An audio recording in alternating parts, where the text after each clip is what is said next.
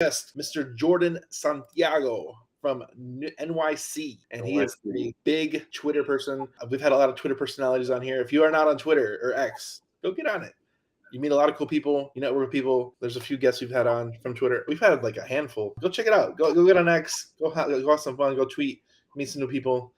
You never know who you're gonna meet. So Jordan from NYC. How long you been in New York City? My whole life, man. Queens, born and raised. You got the NYC vibe to you. Like I read that in your bio, and I'm like, dude, now, like, dude, this is the epitome of New York City. So if you're not watching this, you might have to go check out Jordan on this video.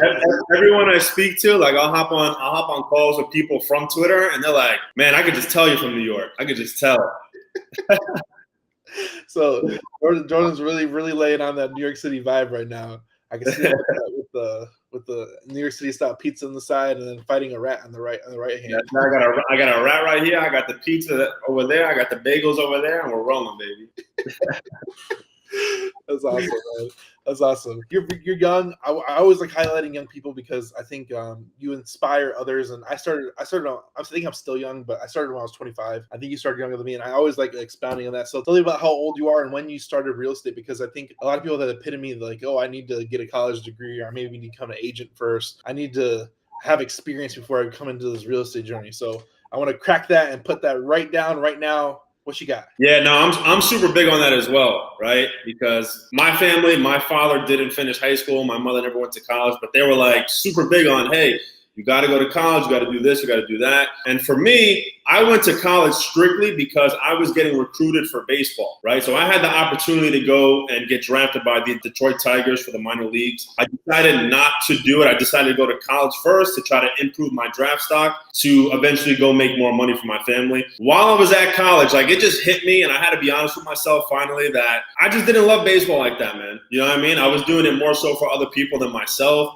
5 days into my first semester of college, I'm 18, I think, at that point. I just said, listen, I'm going to stop playing baseball. I emailed all my professors, hey, I'm not coming to class, right? The only class that I went to was business classes. I figured, listen, if I'm not going to go and be a Major League Baseball player, I want to get into some type of business where I control my time and things like that. So I dropped out of college after that first semester. To be honest with you, I always tell the story. The way that I found real estate was, again, I always wanted to be rich. I always wanted to make a lot of money. Always wanted to take care of my family. I Googled how to make $1 million in a year. And the first thing that popped up was real estate. What do people think when they hear real estate right away? They think be a real estate agent. So that's the same thing I thought. I was, I think, 19 at the time when I finally discovered it. So I was taking a train into Manhattan every single day, right by Bryant Park. And I went and got my real estate license. And that is the beginning of my real estate journey. So you went down the real estate agent path. Are you still a real estate agent now? So I got my real estate license. In the middle of getting my license, I discovered what wholesaling was. By the time I got my license, I was already committed to, all right, I'm going to make this wholesaling thing work, this investing side work. So I got my license, never used it to this day. 7 years later, never used it, bro, ever. You've been doing real estate longer than me because I started about 5 years. I'm on year 6 right now.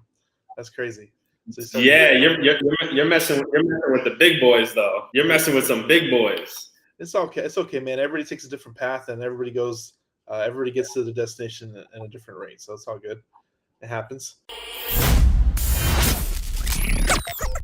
This show is sponsored by HiveMind CRM. It is more than just a CRM. It is a real estate and business mastermind that comes with an all-in-one CRM. You can have unlimited websites and users. You can call, text, RVM, and email all in one user interface. And you can set up custom automations for any type and multiple businesses. 65% of companies start using a CRM system within the first 5 years of business. Once implemented, the HiveMind will save you on marketing, give you more time, and make more money. One of our users had his first $100,000 month using our system in June. We want to see you automate and accelerate your business. Text us at 210-972-1842 for future meetings, and of course to get our $1 course on how to make more than 6 figures on one land deal. You can schedule your free demo today at hivemindcrm.io.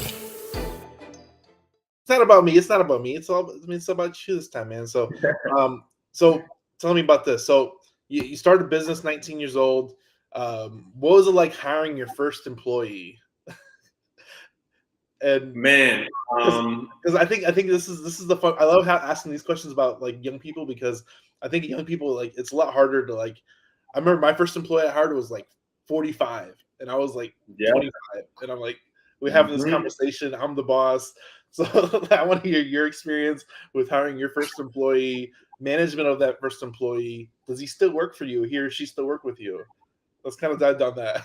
Yeah, so I had a very similar experience, bro. So my first employee hire was when I was 22 years old. I think at the time he was 33. So it was a very awkward experience at first. You know, you obviously kind of want to be that boss figure, that demanding figure. But, you know, coming out of college and having zero experience within business, my family doesn't come from business. I'm the first one. So hiring this person, thank God, like, he reached out to me and was like, hey, I see you're doing real estate in New York City. I just want to learn, man. I want to learn. So he was actually based in New York City. And this is even before I knew about like virtual assistants and hiring people out of the country and things like that. I actually brought him in, and he was a cold caller for us. We were paying him, like, at the time, like $200 a week, dude. Super low. Again, it was just a weird dynamic of me being like 13 years younger than him. He doesn't work with us anymore because he had 3 kids, you know, and we were paying him like $200 a week. Great dude. We actually did make a lot of money together. He started with us really when my business started to blow up. But it took a lot of learning, you know what I mean? It took a lot of learning on how to be someone that people want to follow, but also be someone that, you know, demanding presence in the room and things of that nature. So from there on out, it's obviously gotten much easier. But when you're 22 and you're hiring someone in your 30s or late 30s or mid 40s or whatever, it's definitely an experience. It's definitely an experience. Yeah.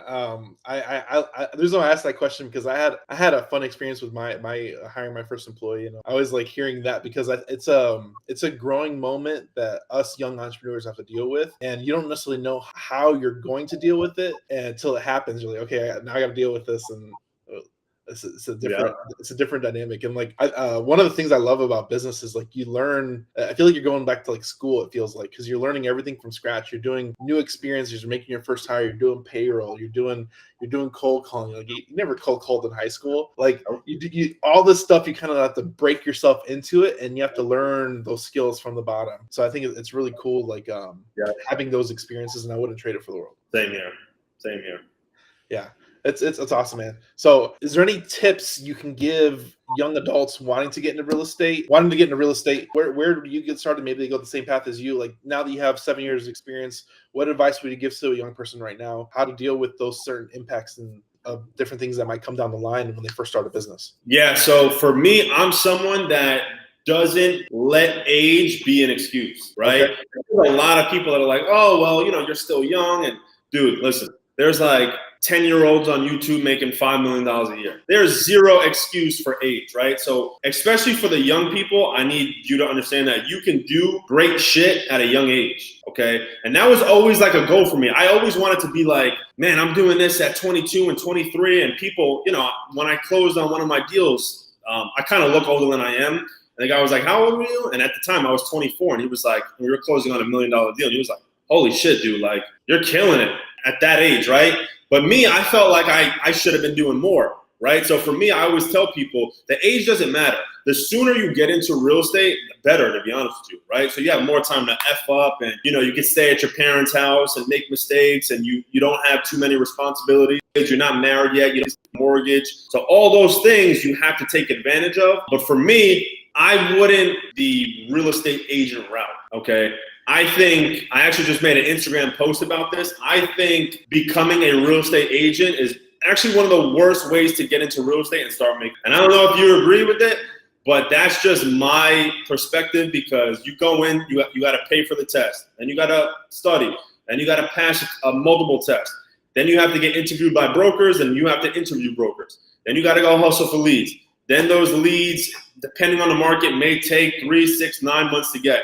Then it's going to take another 2-3 months to close a deal. Then you got to split it with the broker, and you're restricted to commissions, right? So a lot of those things kind of turn me off from being a real estate agent. Of course, you can make a shit ton of money as being a real estate agent. Don't get me wrong. A lot of successful real estate agents, but there's usually like 5-10% of them are like the really, really successful ones, and the other ones are struggling heavy.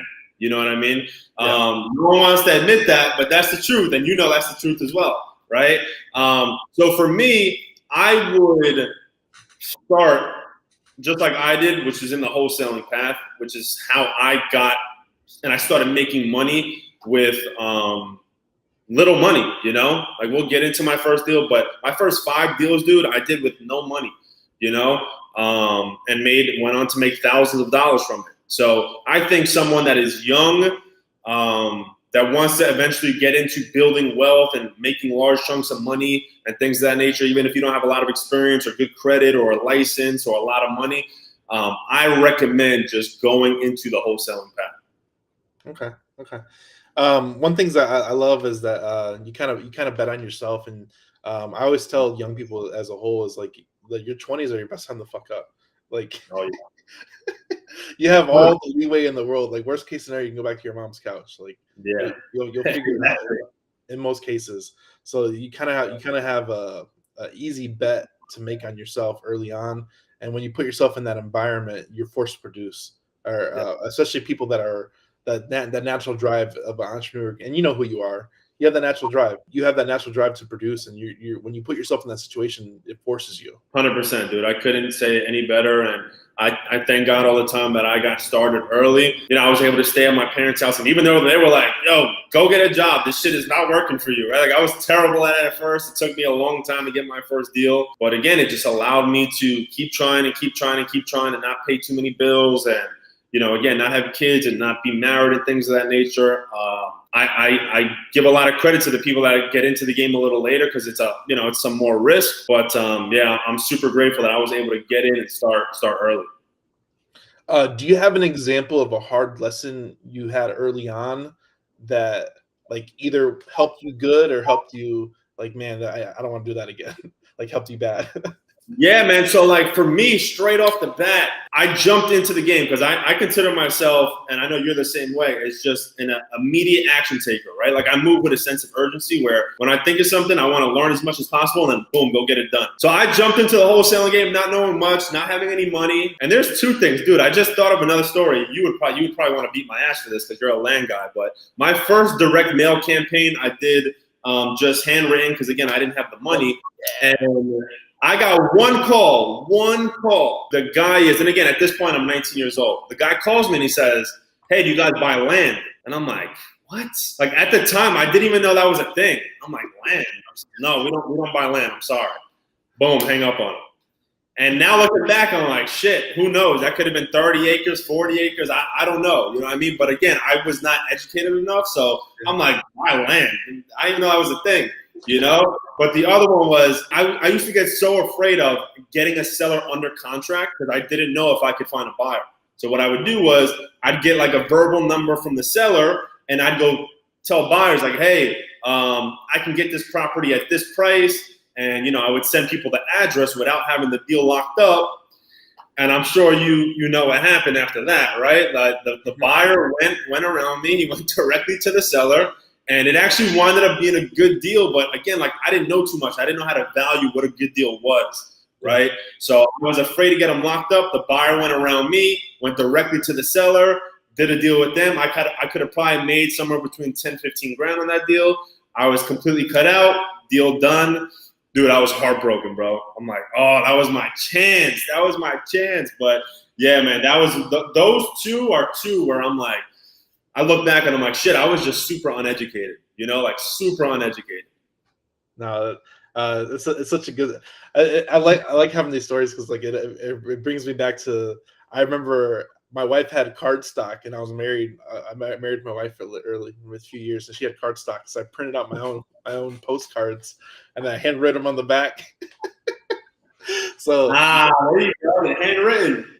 A handwritten postcard. I mean, I was sending them out. I was using my wife's cardstock. She had on stock. I love that. It's such a cool, man. Like I think the determination it takes you a long way in this business, and not quitting, man. Because a lot of people, this is 100% fact. Getting punched in the gut like that, with losing out 15 grand, 20 grand, man, that shit hurts. Like that hurts. Like that'll knock you out of the game if you're not up here right. So do you have any like mental tips? Do you have like a big why? Like what's your so a lot of people like I mean me it's like I have a family to feed. I know what my why is. I have to go produce daily because I have family to feed. What you as a young person, what's your personal why to maybe it's I think you mentioned earlier being the best you can be. What tips do you to find that inner strength to continue in this hard Yeah, game? so for me, bro, it was always, and I always say this, like my mental tip is you hit the nail on the head, is having a strong why, but a strong why beyond yourself, right? I think that's the most important part. Because again, like everyone wants nice cars and a big house and, you know, whatever, a boat and everyone wants that shit. They want one of them at least, right? Yeah. But if you have a cheat code that is beyond yourself, whether that's, again, your family, retiring your parents, wanting to take care of your kids, impacting your community. When you wake up in the morning and you feel like shit, right? It's no longer just about you. It's about your why. It's about the other people that you have involved. So you push yourself the extra mile more than just an average Joe would. So I'm super big on having a very, very strong why outside of yourself, beyond yourself. So for me, it was always, and again, this goes back to the baseball thing as well, it was always, I want to take care of my family. I want to retire my parents. I want to take care of my sister. I want to take care of my cousins, like all my close people around me. I want to put my friends on. That was always my goal, right? So all the knockdowns that I had, did they hurt? Yeah, man. Did I sometimes think like, yo, maybe this shit is just not for me. You know, maybe I should just go do something else. 100%. And I would talk to myself about those things. And I was going through trying to get my first deal. Don't get me wrong. Darkest days of my life, dude. Super depressed, super lonely. I remember them very vividly. But the thing was, my parents mainly, I'm like, listen, bro, like my dad is waking up at 5 a.m, getting home at 9 p.m. You know, there's and I don't hear a single complaint from him. So there should be no complaining from me, right? I have the ability to go out and try to chase my dreams and do what I want. So every single day, no matter how I felt the day before, I was showing up every single day, dude. You know, even if I felt like shit and I was depressed and I was sad, I was showing up every single day because of that why that I had that was beyond me. So I always am big on, and I think everyone should sit by themselves for 10, 15, 20 minutes, however long it takes, and come up with a why that you feel so strong about that you would run through a fucking brick wall for, you know? And I think that is the cheat code that kind of kept me going. I really want to talk about this. That's man, I love that. It's so dope, man. It's so inspirational. Yeah. So, what does your dad do? And have you retired him yet? Or any of your family? Have you hit any of those goals yet? So, mama, yes. My father, no. Right. My father he's a truck driver basically, right? So he delivers all in the union and stuff. But you know, I've seen bouts of where he laid off, right, and have to go look for a job, and then laid off again and have to go look for a job. And that was one of the things that got me saying, well, shit, I kind of have to take control of my destiny, you know? And when I was trying to figure out what I wanted to do when I was 19, my mom was like, oh, just get in the union. You'll make $100,000 a year. Yep. And I would tell her, I'm like, Mom, like $100,000 is nothing, you know? And this is me with $0 in my pocket too, right? I'm like, $100,000 is nothing. And she's like, are you out of your mind, you know? But I always felt like, listen, is $100,000 a lot of money? Yes, but is it a little bit amount of money as well? It is too, right? In the grand scheme of things, and then especially when you don't have control of your destiny, really, and you're really leaving shit into someone else's hands. That's scary, bro. And I never wanted to do that. You know what I mean? I never wanted to do that. So I'm still working on my father because my father still makes solid money, at least. In New York, it's not as solid as it would go as far as in Texas or something like that. So he's the last piece of the puzzle, bro, that I'm still grinding away to get. So I have a couple things right here. So it's dope. It's dope you're just taking care of the fam. I think it's harder to get people that make a lot of money out of their position. It's the hardest thing because they're used to that income. One thing I do want to say about $100,000 not being a lot of money, all the trolls on Twitter agree with you. Yeah, 100%, 100%. Right, that's a popular thing. All the trolls on Twitter agree with you. Now you can say you agree with them. And then, is there something your dad taught you that you can point out that kind of pushes you? I know you kind of mentioned it as far as like him working those long hours. Is there anything he might have said, like a quote that kind of stuck with you that you still like, it still drives and pushes you to do what you do now? Yeah. So for me, and I didn't understand it back then, right? Like he was a big driver of like, hey man, let's go train. We got to practice for baseball, right? Yeah. And me being in high school, I'm like, I'm 15 years old, 16. I want to go party. I want to go hang out with my friends. And he would always say, always, he's like, listen, man, don't worry about your friends. Your friends are going to be there. But as you get older, you guys are going to separate. You guys are not going to see each other as much. You have to worry about yourself and not look into the person that's in the next lane besides you or what someone else is doing. And at the time, I'm like, me and my friends are hanging out every single day. So I'm like, dude, we're going to hang out every single day for the rest of our lives. Like we're like, ride or die. Yeah, we're ride or die, you know? And then as you become an adult, you see that changes. And I think that has played a lot into what I do now in terms of, you know, if I compare myself to all the people I went to high school with, I'm totally different than everyone else. I'm not worried about everyone else, right? They might have a job. They might do this. They might do that. I chose my own lane. I didn't care if it was a risk. I didn't care if it was less safe. I didn't care if I could be flat broke one day by taking this risk. All I cared about was worrying about what was in front of me and the people that were close around me, right, and taking care of them. So again, back then, it used to annoy me when he said it. Like, dude, it's my friends, you know what I mean?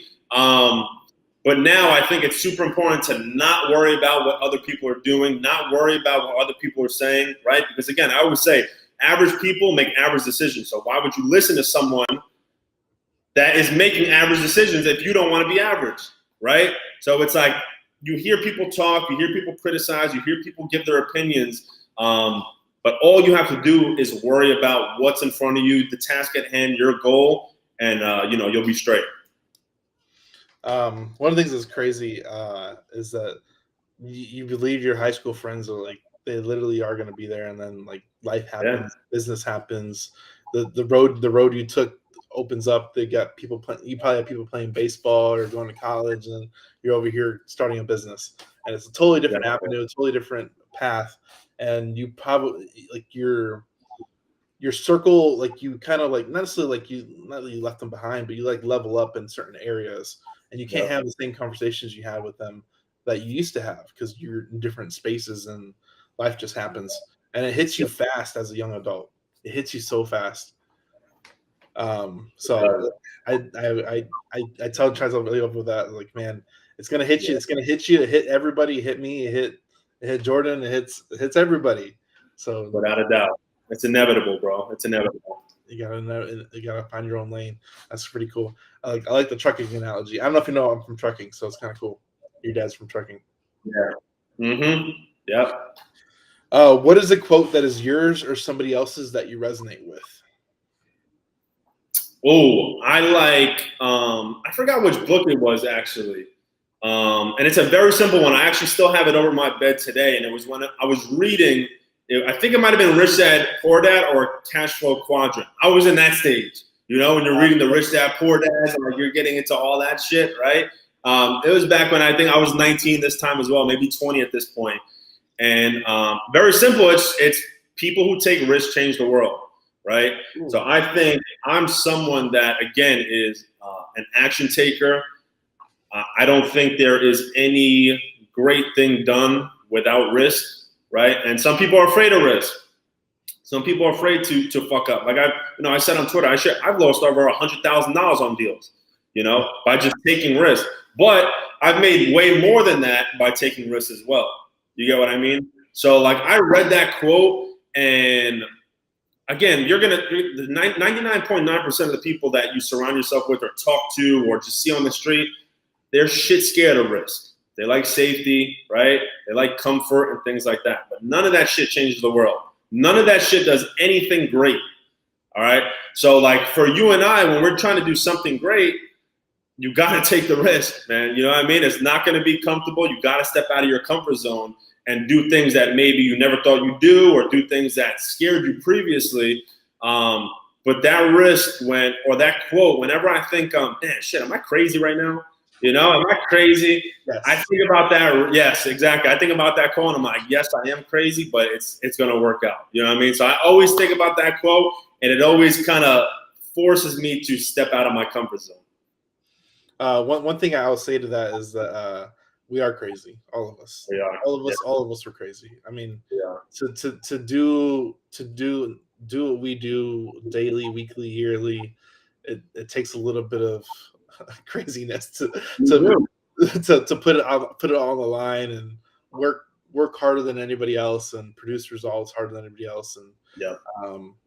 it's not for the faint of heart. If you're looking at entrepreneurship, it's definitely a uphill battle for a very long time.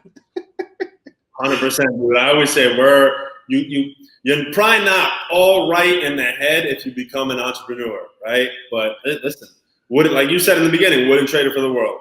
Wouldn't trade it for the world. Your experiences in life and business form you into the crazy person we are today. Without a doubt, bro. Without a doubt. Is there and I think did you have a lot of mentors coming up, or did you cycle through them, or how many mentors have you had? Do you have a mentor right now? Let's talk about a little bit of mentorship.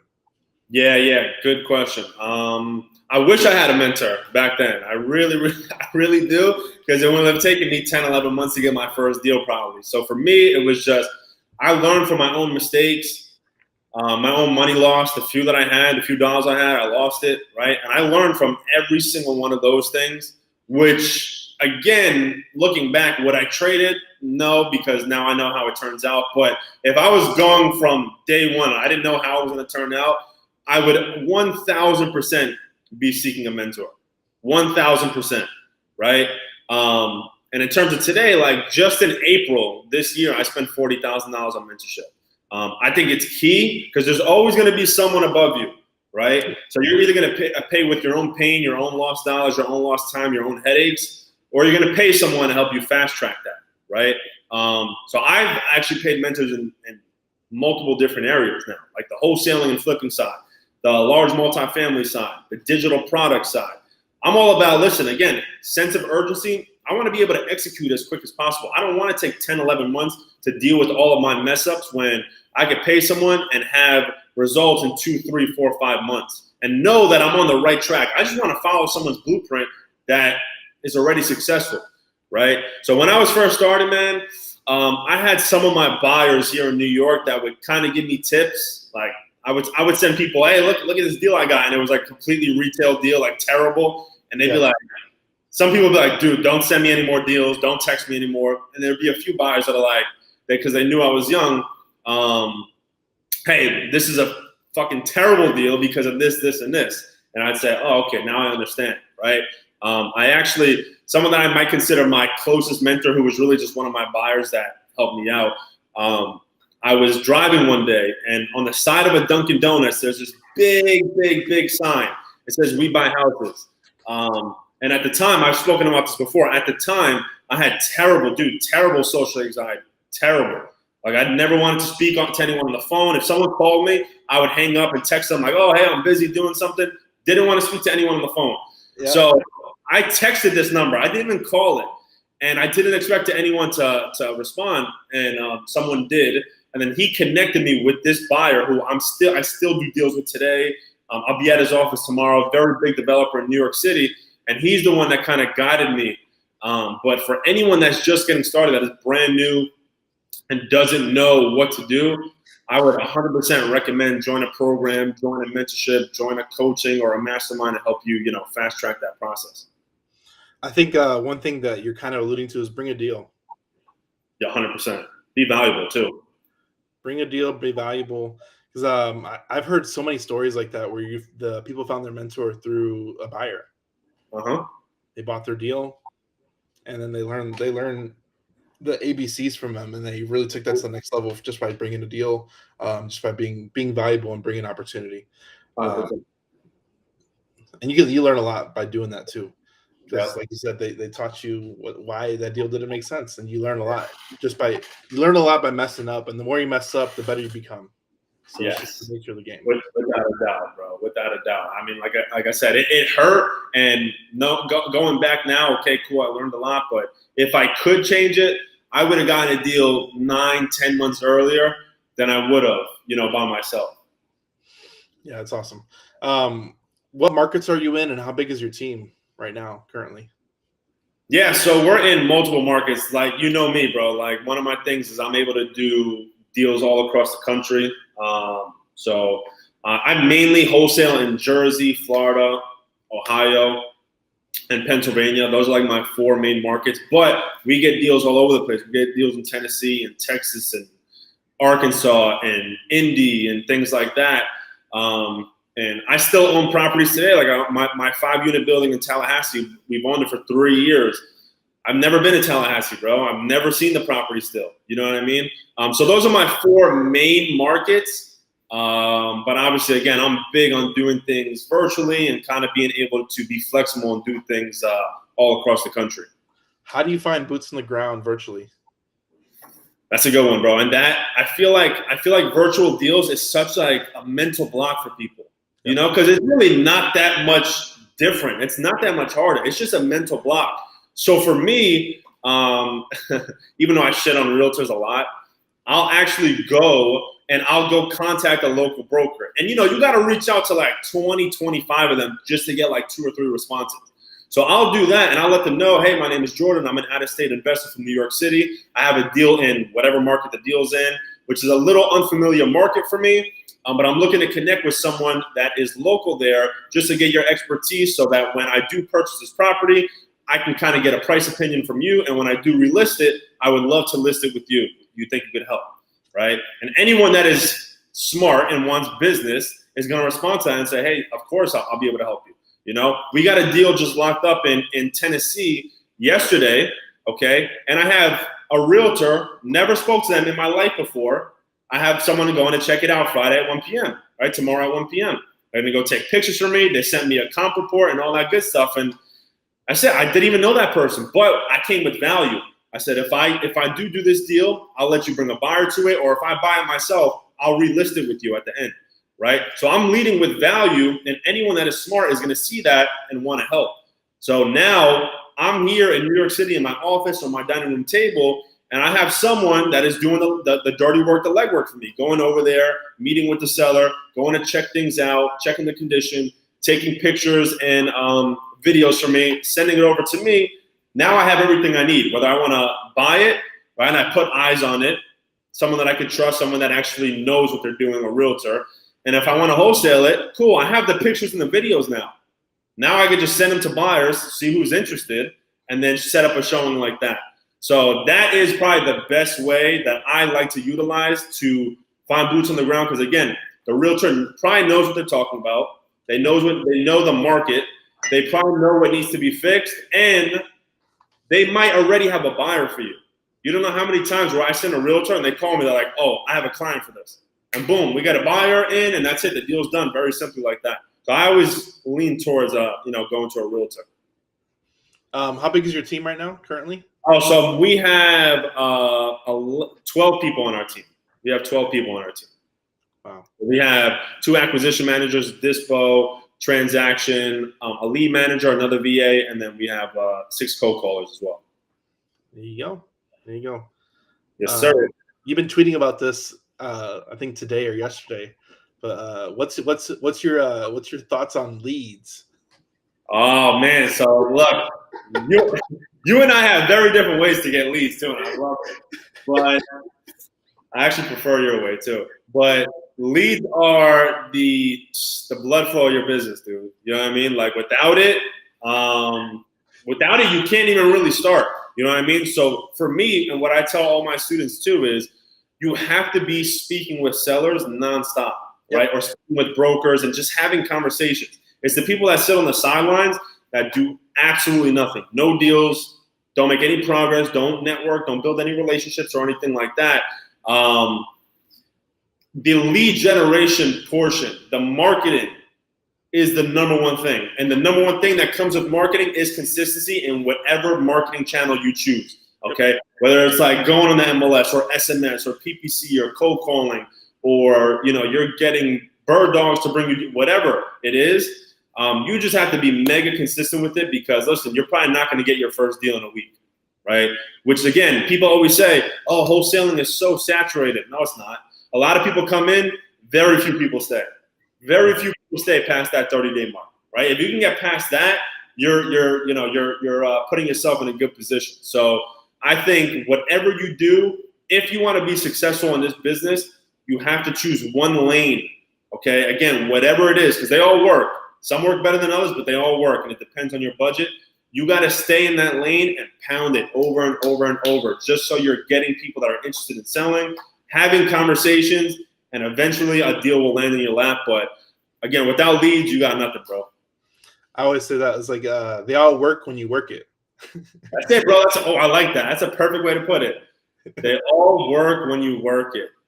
I like that. One thing I really want to, we'll end it right here, but it took you, I think you mentioned earlier, 10, 11 months to get your first deal. It took me 7 months. So for everybody listening, this isn't overnight success. Like, this is a lot of work and dedication that came into this just to get to the standpoint where we're at. And you can't look at somebody's year 5, year 6, year 10, year 15 and compare it to your month 6. Like, it's going to take a lot of time and effort and relationships and networking and going to events, paying for education, just doing all the right things that'll get you to where you want to be in life. Yeah, 100%. Where can people find you, and where can people send you a deal? Yeah, so you guys can find me on Instagram at @TheJordanSantiago, @TheJordanSantiago, on Twitter, which I love. That, I think, for me, my favorite platform, best platform for business. Maybe besides LinkedIn. I'm not even big on LinkedIn, so I don't know. But on Twitter, just the letter J, Santiago. And you can DM me on any of those platforms to send me a deal, or you can email me at jordan@crownmane.com. That's Jordan at CROWNEDMANE.com. And I always respond to everyone, and I'm always looking to do more deals. There you go. We hope you enjoyed this episode. Like, share, subscribe, do all the things you know what to do. Go share it. We'll see you on the next one. Thanks for tuning in. Have a good day, guys. Bye. Peace. Watching this YouTube video, we hope you found value. Please like, subscribe, and hit the bell. Watch more videos just like this one.